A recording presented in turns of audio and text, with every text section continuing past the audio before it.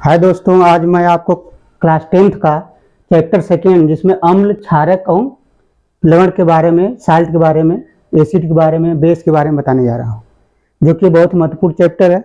और आज के बाद रेगुलर वीडियो आपको आएगी जब तक कि दूसरा चैप्टर 10th का खत्म नहीं जाता है। ये साइंस का है। आप देखिए सबसे पहले क्या होता है कि अम्ल क्या होते हैं। तो अलग अलग जैसे आप पढ़ेंगे क्लास 10 में जो सिलेबस में जो परिभाषा आपको पढ़नी वही बताया जाएगा। बाकी आपको कक्षा 12 में जाते हैं तो वहाँ पे थोड़ा सा कुछ वैज्ञानिक अलग अलग परिभाषाएं देते हैं। कोई प्रोटॉन के आधार पर देता है, जैसे लुईस एसिड है, लुईस बेस है, ब्रास्टेंड एसिड, ब्रास्टेंड बेस है। तो वो आपको नहीं पढ़ना है। 10th में क्या पढ़ना है, सीबीएसई अकेडमी पर आपको to the point NCERT based पढ़ाया जाएगा। इसलिए आप सोचिए कि किसी कोचिंग या किसी चैनल पर आपको कोई परिभाषा बदल दी गई है, यहाँ दूसरा बताया जा रहा है, ऐसा नहीं। जो आपके सिलेबस में वो पढ़ेंगे तब आप 90+, 95+ साइंस में करेंगे। तो आप हमारे चैनल पर जो जुड़े रहेंगे तो आपको कोई दिक्कत नहीं होगी। देखिए परिभाषा क्या होती है। तो अम्ल क्या होता है? तो अम्ल क्या होता है कि वह पदार्थ होते हैं जो H+ आयन विलयन में उत्पन्न करते हैं। ये मुख्य परिभाषा यही होती है। और अम्ल की पहचान कैसे करते हैं? स्वाद में खट्टे होते हैं तथा नीले लिटमस पेपर को लाल में बदल लेते हैं। तो हाई स्कूल में यही ज्यादातर लिखवाया जाता है कि नीले लिटमस को लाल में बदल दे तो अम्ल कहलाएगा, या आपसे कहा जाए कि स्वाद में जो खट्टे होते हैं वो अम्ल कहलाता है। लेकिन जो परिभाषा मैं आपको बताऊंगा पूरा क्लियरिटी के साथ, आप पहले जो बताया जा रहा है वो लिखिए। अम्ल क्या है? तो लिखेंगे वे पदार्थ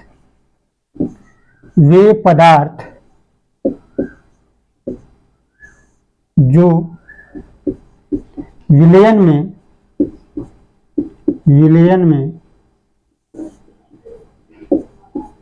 H+ आयन उत्पन्न करते हैं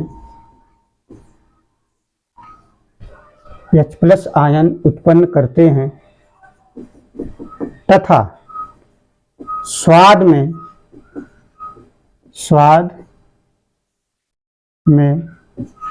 खट्टे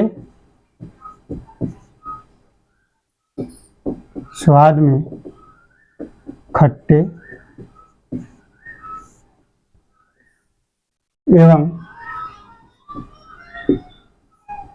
नीले लिटमस पेपर को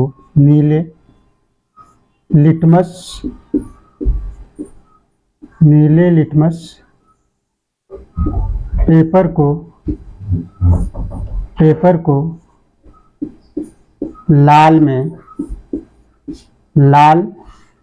लिटमस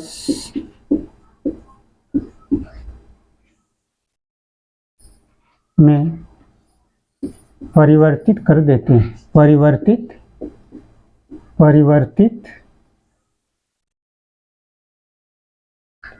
कर देते हैं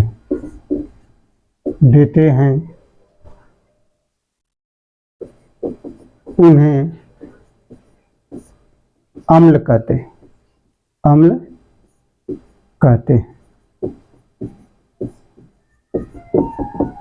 ये जो परिभाषा है, डेफिनेशन जो अम्ल की है, ये पूरा आपका जो 10th लेवल की है।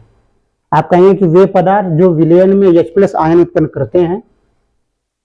इतना भी लिख सकते हैं कि वे पदार्थ जो विलयन में H+ आयन उत्पन्न करते हैं वो अम्ल कहलाते हैं।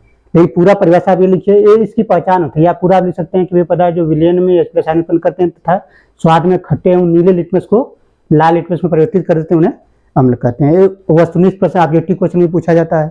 अभी आपको जो पीएच पढ़ाएंगे यहाँ लिटमस पेपर का कराएंगे क्वेश्चन। अब यह क्या होता है कि दो प्रकार के हो जाते हैं। अम्ल क्या होता है? तथा या, अच्छा दूसरा पॉइंट लिख लीजिए यहाँ पे, अम्ल दो प्रकार के होते हैं। अम्ल जो होते हैं दो प्रकार के होते हैं। अम्ल जो है दो प्रकार के हैं। पहला है प्रबल अम्ल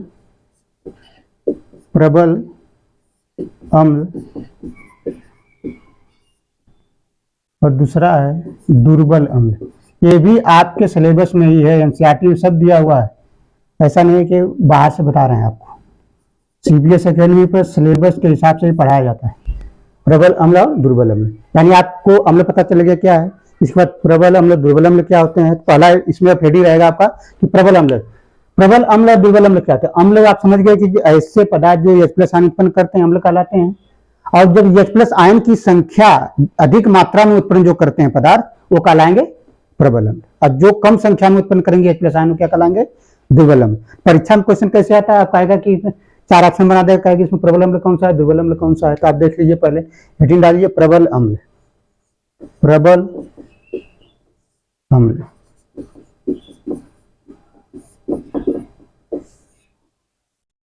प्रबल अम्ल क्या होते हैं?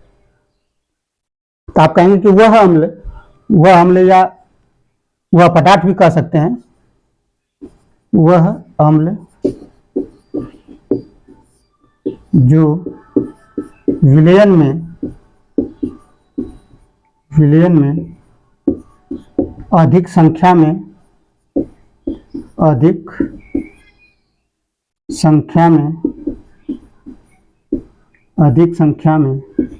H प्लस आयन उत्पन्न करते हैं, H प्लस आयन उत्पन्न करते हैं,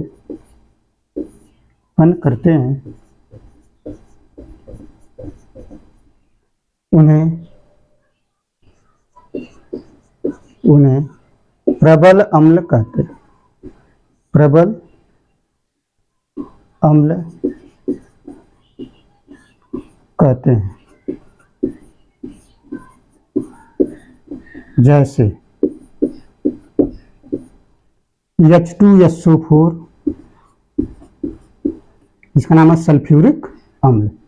इसका नाम क्या होता है? सल्फ्यूरिक अम्ल।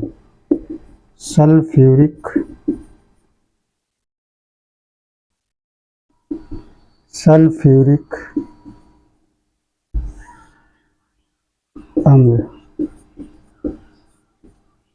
कामा HNO3, ये क्या होता है? नाइट्रिक अम्ल। नाइट्रिक अम्ल। और HCl, इसका नाम होता है हाइड्रोक्लोरिक अम्ल।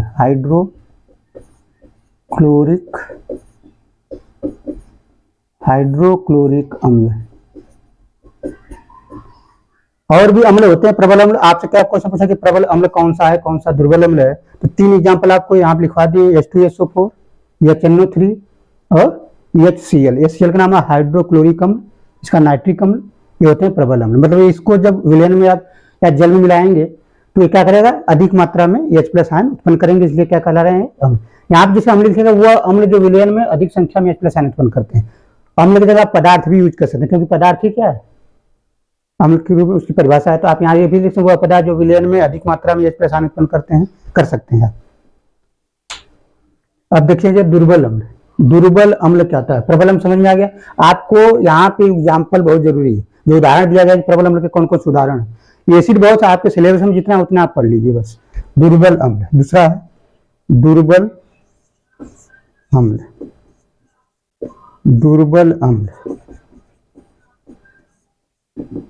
आप कहेंगे दुर्बल अम्ल क्या होते हैं? वह अम्ल जो विलयन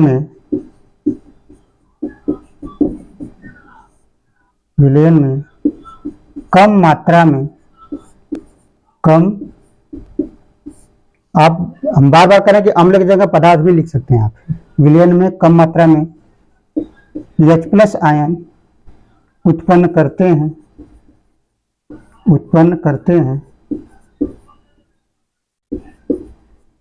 उन्हें दुर्बल अम्ल कहते हैं। दुर्बल अम्ल कहते हैं। और उदाहरण आप देखें, जैसे एसिटिक अम्ल। एसिटिक अम्ल इसका होता है CH3COOH। ये फार्मूला होता है, आपका नाम भी दे सकता है और फार्मूला भी दे सकता है। फार्मिक अम्ल, यह फार्मिक अम्ल। फार्मिक अम्ल पर लिखते हैं फार्मिक अम्ल। इसका फार्मूला होता है HCOOH। इसके अलावा और भी ऑक्जेलिक अम्ल भी होता है, ऑक्जेलिक अम्ल कामा ऑक्जेलिक अम्ल, और इसका फार्मूला होता है HCOH H ऑक्जेलिक अम्ल COH COH। ये हो गया आपका ऑक्जेलिक अम्ल का फार्मूला हो गया। ये आपके प्रबल अम्ल और दुर्बल अम्ल हो गए। अब आप देखेंगे, आप पूरा एक बार देख लीजिए कि वे पदार्थ जो विलयन में H+ आयन उत्पन्न करते हैं अम्ल कहलाते हैं। इस बार ये दो प्रकार के हो गए, प्रबल अम्ल और दुर्बल अम्ल। प्रबल अम्ल क्या है? वे पदार्थ जो विलयन में अधिक संख्या में H+ आयन उत्पन्न करते हैं, या वो अम्ल जो विलयन में अधिक संख्या में H+ आयन उत्पन्न करते हैं, प्रबल अम्ल कहलाते हैं। जो कम H+ आयन उत्पन्न करते हैं वो दुर्बल अम्ल कहलाते हैं। आप देखेंगे इसमें तनुकरण एक पूछा जाता है, तनुकरण क्या है? ठीक है, ये भी बहुत इंपॉर्टेंट है, आपसे पूछा जाता है। अब देखिए इसके बाद आएगा इसमें तनुकरण। तनुकरण क्या है?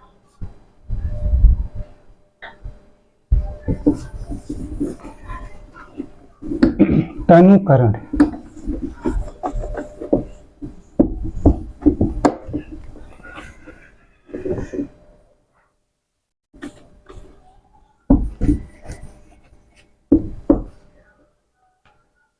तनुकरण या डाइल्यूशन। तनुकरण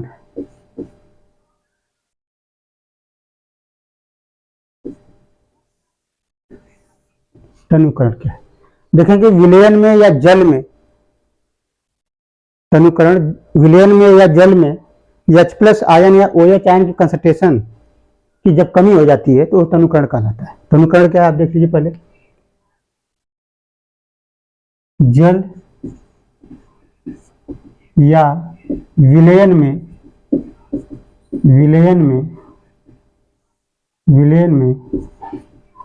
अम्ल या क्षार या क्षारक मिलाने पर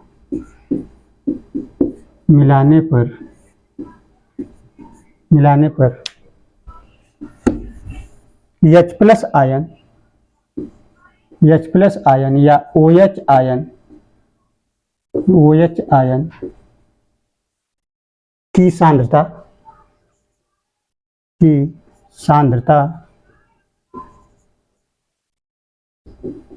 OH आयन की सांद्रता में कमी हो जाती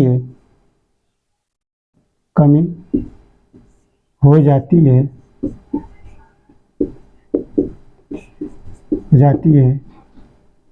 और इस प्रक्रिया को कमी हो जाती है जिस प्रक्रिया को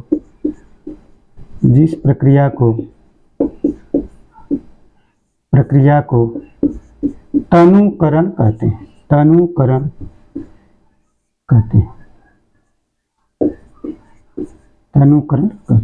यानी कि अम्ल या क्षार मिलाने पर विलयन में या जल में H+ आयन, अगर मान लीजिए अम्ल मिलाते हैं जल में या विलयन में तो H+ घटेगा, अगर आप क्षारक मिलाते हैं तो OH आयन घटेगा। इसी को हम बोलते हैं तनुकरण।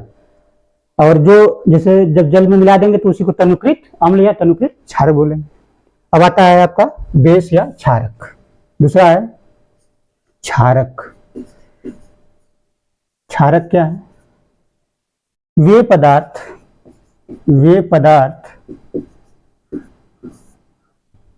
जो विलयन में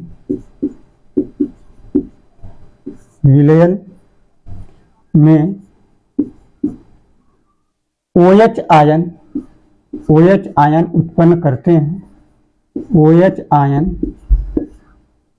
उत्पन्न करते हैं, तथा स्वाद में कड़वे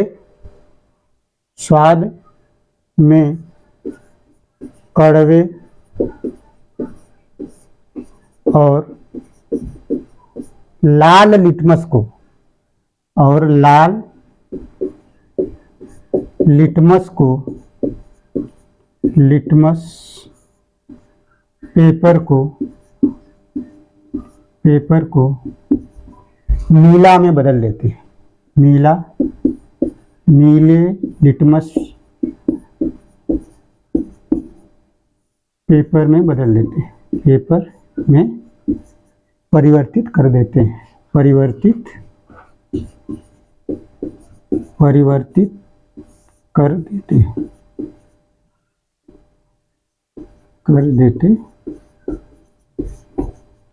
ये हो गया क्षारक। और इस क्षारक को जो जल में मिलाएंगे तो क्षार का निर्माण करता है। तो क्षार साहब से पूछा जाए क्या है, तो क्षारक को जल में मिलाने पर जो विलयन तैयार होता है वो क्या कहलाता है, क्षार कहलाता है।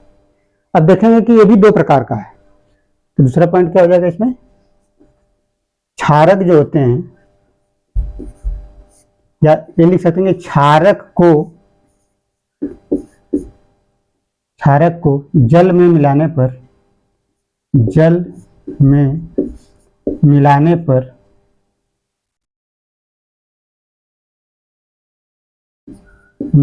पर क्षार का निर्माण होता है, क्षार का निर्माण होता है।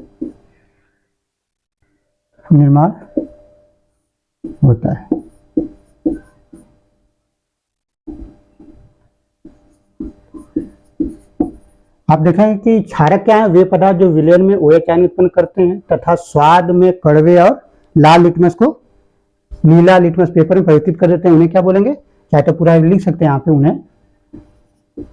उन्हें क्षारक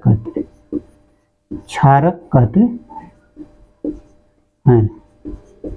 और इन क्षारक को जब आप जल में मिलाएंगे तो क्या बन जाएगा, वो क्षार बन जाएगा। इस आपसे क्वेश्चन पूछ लेता है कि क्षार क्या होता है, तो बहुत से लोग जानते हैं कि क्षार और क्षारक एक ही। क्षारक को जब तक विलयन नहीं बनाएंगे उसका क्षार का, यानी जल में जब तक घोलेंगे नहीं, तो क्षार का निर्माण नहीं होता है। तो क्षार अलग चीज है, क्षारक अलग है। लेकिन बहुत से लोग एक ही पढ़ा देते हैं। लेकिन सीबीएसई सेकेंड में हमने कहा कि एक एक छोटी बात, बड़ी बात सब बताई जाएगी। अंतर क्या होता है ये समझ लीजिए।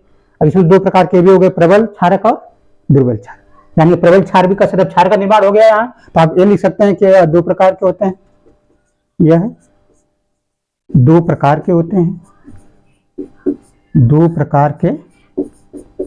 हैं। पहला है प्रबल क्षार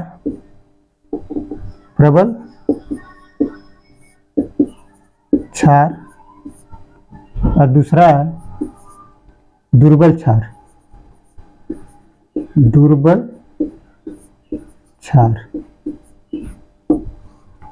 ठीक उसी प्रकार से यहां भी लिखना है। पहला है प्रबल क्षार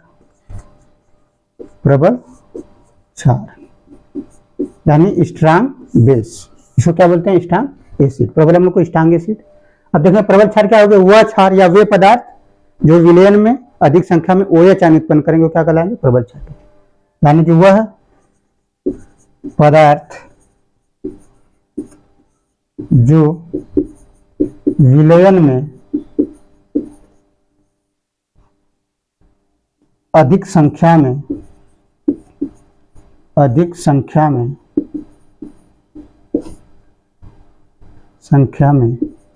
OH आयन उत्पन्न करते हैं,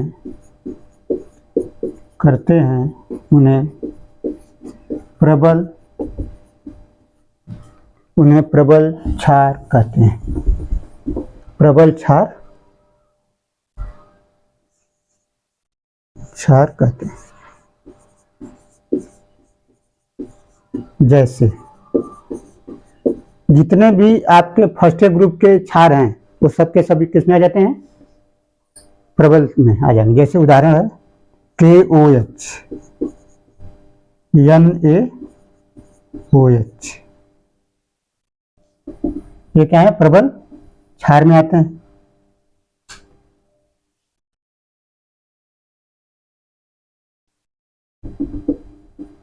और दुर्बल क्षार में लिख लीजिए, दूसरा है दुर्बल क्षार। वह पदार्थ जो विलयन में कम मात्रा में OH आयन उत्पन्न करते हैं, OH आयन उत्पन्न करते हैं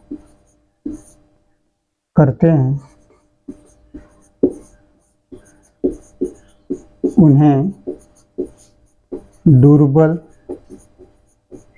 दुर्बल क्षार कहते हैं, दुर्बल क्षार कहते हैं। जैसे NH4OH, अमोनिया भी आता है, इसमें अमोनिया भी आ जाएगा आपका, लेकिन यहाँ पे OH नहीं है, फिर भी क्या है, क्षार होता है। तो ये आगे की बात है, इस जो 12th में आप पढ़ते हैं तब जाकर ये सब आएगा, लेकिन अमोनिया भी एक दुर्बल क्षार की तरह बिहेव करता है, इसलिए हमने लिख दिया है NH4OH एक दुर्बल क्षार की तरह आता है। ये आपका पूरा हो गया आपका अम्ल और क्षार। आपको अगले क्लास में pH के बारे में बताएंगे। इतना आप पढ़ लेते हैं तो आपका क्लास 10th में इससे ज़्यादा नहीं पूछेगा। थैंक यू, धन्यवाद।